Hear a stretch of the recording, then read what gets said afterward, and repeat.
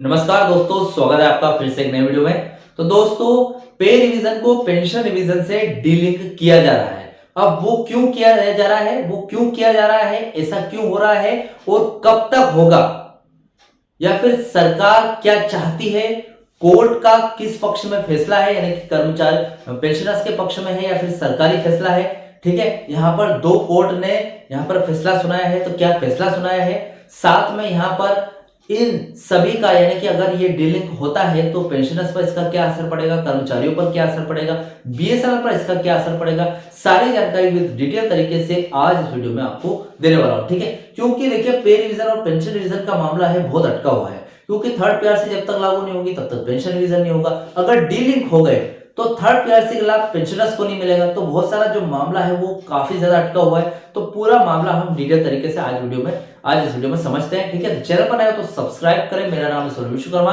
जानकारी यूजफुल लगे तो लाइक करके जरूर जाना। चलिए दोस्तों, बढ़ाते हैं वीडियो को आगे। तो दोस्तों, जैसे कि आपको पता है, मैं हर एक जानकारी पॉइंट बाय पॉइंट समझाता हूं ताकि आपको वेल एक्सप्लेन हो जाए। ठीक है, तो फिलहाल यहाँ पर जो भी आपको बात है, सबसे पहले मैं एग्जांपल से समझाना चाहूंगा ताकि आपको थोड़ा सा समझ में आए। शायद मतलब वैसे तो आप मुझसे कहीं ज्यादा समझदार हो, आप बड़े लोग हो, लेकिन देखिए यहाँ पर कुछ बातें ऐसी होती है जो कि एक्सप्लेन करना जरूरी होता है।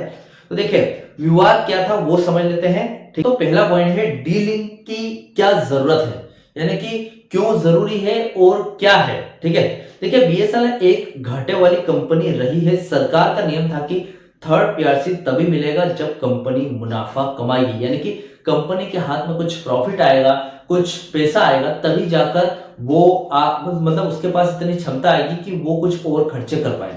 थर्ड पीआरसी एक तरह का खर्चा है, यानी कि 10 से 20 हजार करोड़ का बजट है। ठीक है, ऐसे आपको पैसा नहीं मिलेगा, बहुत बड़ा बजट बनाना पड़ेगा। तो ये एक तरह का खर्चा है कंपनी के लिए। अब ये जो खर्चा है ये तभी कर पाएगी कंपनी जब अफोर्डेबिलिटी क्लोज हटेगा। और अफोर्डेबिलिटी क्लोज जब हटेगा तब हटेगा जब कंपनी पिछले 3 साल से लगातार मुनाफा कमाएगी। ठीक है, अगर नहीं कमाया तो अफोर्डेबिलिटी क्लोज नहीं हटेगा और थर्ड पीआरसी लागू नहीं होगी। ठीक है, तो मुनाफे की बात हो गई। समस्या ये है, प्रॉब्लम ये है कि कर्मचारी तो कंपनी में है, इसलिए उनकी सैलरी रुकी हुई है, लेकिन जो पेंशनर्स है वो सरकार यानी कि डोट के हैं, ना कि बीएसएनएल के।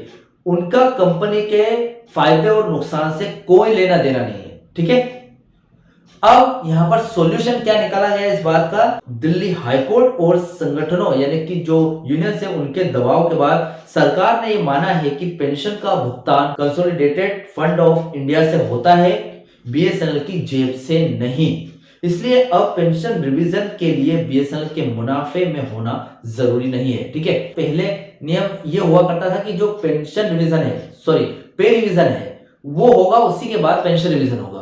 अब पे रिवीजन किसी कारण से रुका हुआ है, भले वो कंपनी के घाटे के कारण रुका हुआ है, तो वो जब तक नहीं होता तब तक पेंशन रिवीजन नहीं होगा। ठीक है, ऐसा पहले नियम था, लेकिन दिल्ली हाईकोर्ट में ये केस गया, उसके बाद जो फैसला आया है वो पेंशनर्स के पक्ष में आया है। वो भी आगे आपको वीडियो में बताऊंगा तो क्या फैसला सुनाया था, लेकिन ये पक्ष में आया है।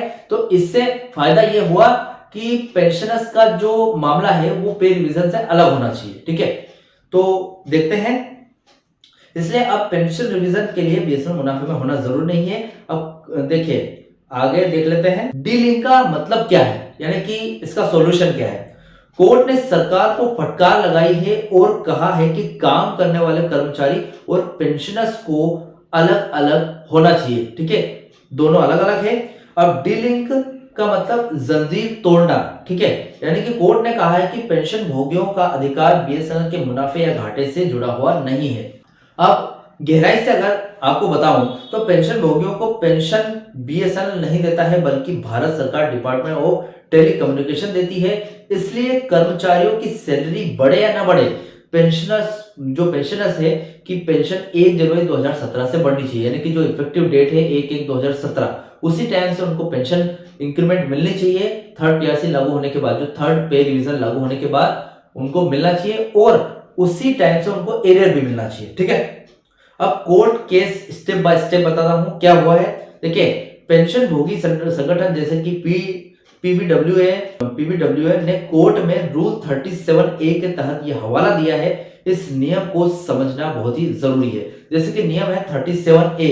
जब बीएसएनएल बना था तब सरकार ने यह वादा किया था कि जो लोग सरकारी विभाग डोट से बीएसएनएल में आए यानी कि ऑब्जर्व होके आए हैं, उनकी पेंशन की जिम्मेदारी हमेशा सरकार की रहेगी। यानी कि ये जो 37A जो रूल है, ये बहुत नियम उसी टाइम का है जब बीएसएनएल बनी थी, जब डोट वाले बहुत सारे कर्मचारी ऑब्जर्व होके बीएसएनएल में आए थे। ठीक है, उनको कुछ भी ऐसा कंडीशन दी गई थी कि एक ऐसी कंपनी बनी है जहां पर फायदा होगा तो आपको फायदा मिलेगा, नुकसान होगा तो नुकसान मिलेगा। ठीक है, तो बहुत सारे मतलब 90% से ज्यादा लोग यहाँ पर बीएसएनएल में शामिल हो गए थे। अब वो जब पेंशनर्स बने तो एक तरह से उनको पेंशन सरकार से मिलती है। ठीक है, तो ये 37A के रूल के तहत आता है ये बात। ठीक है, ये जो बात है ये नियम 37A के तहत आती है। ठीक है, अब सरकार का बहाना क्या हुआ? सरकार कोर्ट में बार बार ये कह रही थी कि बीएसएनएल घाटे में है भैया, पैसा कहां से आएंगे, पैसा कहां से लाएंगे। ठीक है, कहां से? यहाँ पर देखिए सरकार का कहना है कि बीएसएनएल घाटे में है, कुछ कमा नहीं रही है, पैसा नहीं आ रहा है, तो यहाँ पर पेंशन डिवीजन अगर कर देते हैं तो इनकी बढ़ी हुई इंक्रीमेंट का पैसा कहां से लाएंगे, एरियर कहां से देंगे इनको। ठीक है, अब देखिए कोर्ट ने यहाँ पर क्या किया है, क्या जवाब दिया है इसमें। कोर्ट ने कहा है कि पैसा बीएसएनएल को नहीं देना भाई साहब, सरकार को अपने बजट से देना है, इसलिए घाटे का बहाना छोड़ो। मतलब पेंशन डिवीजन होगा तो जो इनको इंक्रीमेंट मिलेगा, जो भी इनका पैसा बनेगा, बड़ा हुआ पैसा, ये सब उनको देना है सरकार को, न कि बीएसएनएल को। तो इसलिए ये बहाना मत बनाओ कि हमारे पास पैसा नहीं है। ठीक है, आज की सबसे बड़ी ताजा करंट स्टेटस ये है कि अभी जो स्थिति है उसे सहमति का दौर कह सकते हैं, यानी कि सरकार मान गई है, अब कागजों पर यह तय हो गया है कि पेंशन डिवीजन बिना सैलरी रिविजन के भी हो सकता है। इसे ही डिलिंकिंग कह सकते हैं हम। अब लड़ाई किसकी बाकी है? अब लड़ाई सिर्फ परसेंट की है कि कितना परसेंट फिटमेंट मिलेगा, क्योंकि कर्मचारी या फिर पेंशनर शुरू से चाहते हैं कि 15% मिलना चाहिए। अब देखते हैं सरकार चाहती है कि कम से कम 0% या फिर 5% फिटमेंट बढ़ाकर मामला निपटा देंगे, लेकिन पेंशन भोगी जो पेंशनर्स चाहते हैं कि पूरा हमें 15% मिलना चाहिए, क्योंकि भैया 9 साल तो ऑलरेडी हो चुके हैं और कितना यहाँ पर टाइम लेंगे। 9 साल हो गए तो 9 साल का जो महंगाई बढ़ी उसके हिसाब से तो दीजिए कम से कम। ठीक है, तो सबसे पहले मेरे सब्सक्राइबर के लिए मैं कहना चाहूंगा कि आसान बात यह है कि सबसे पहले सरकार कहती थी कि जब तक बीएसएनएल के कर्मचारी की सैलरी नहीं बढ़ेगी तब तक आपकी पेंशन भी नहीं बढ़ेगी, लेकिन अब कोर्ट ने ये दीवार गिरा दी है। अब आपकी पेंशन का रास्ता साफ हो गया है, बस सरकार ये तय कर रही है कि आपकी पेंशन का जो फिटमेंट है वो 15% की बढ़ोतरी करे या फिर उससे कम करे। ठीक है, बात सिर्फ फिटमेंट की आती है, लेकिन जो डिलिंकिंग की बात है वो तो तय है कुल मिलाकर। ठीक है, यानी कि डिलिंक पे रिविजन पेंशन रिविजन से अलग हो जाएगा।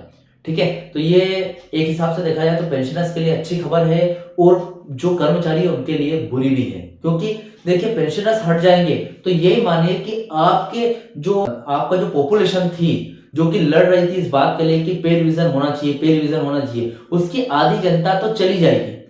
तो भैया जो कर्मचारी हो सकता है कि अगर कर्मचारी जो बीएसएनएल लॉस में और जाए तो कर्मचारी वहीं के वहीं फंसे रह जाए। ठीक है, फिलहाल तो फाइल आगे बढ़ी है, मैनेजमेंट और रेम्युनरेशन कमेटी ने मंजूरी दे दी है और आगे बढ़ गई है, तो हो सकता है 3rd पीआरसी फाइनल हो जाए तो अच्छी बात है। और पेंशन रिविजन पे रिविजन पेंशन रिविजन से अलग हो जाएगा तो सरकार पेंशन रिविजन को यहाँ पर मान लेगी और पेंशनर्स को फायदा हो जाएगा। ठीक है, तो सभी का फायदा होगा एटलीस्ट। ठीक है, तो फिलहाल ये वीडियो था, ये जानकारी थी पेंशन डीलिंकिंग के बारे में, जो कि अब सॉल्व हो गया है। फिलहाल इस वीडियो से रिलेटेड आपके जो भी डाउट क्वेश्चन वगैरह हो तो मुझे कमेंट बॉक्स में कमेंट कर सकते हैं। वीडियो अच्छा लगा तो वीडियो को लाइक कमेंट से जरूर करें। मिलते हैं दोस्तों नेक्स्ट वीडियो में। सी यू सून।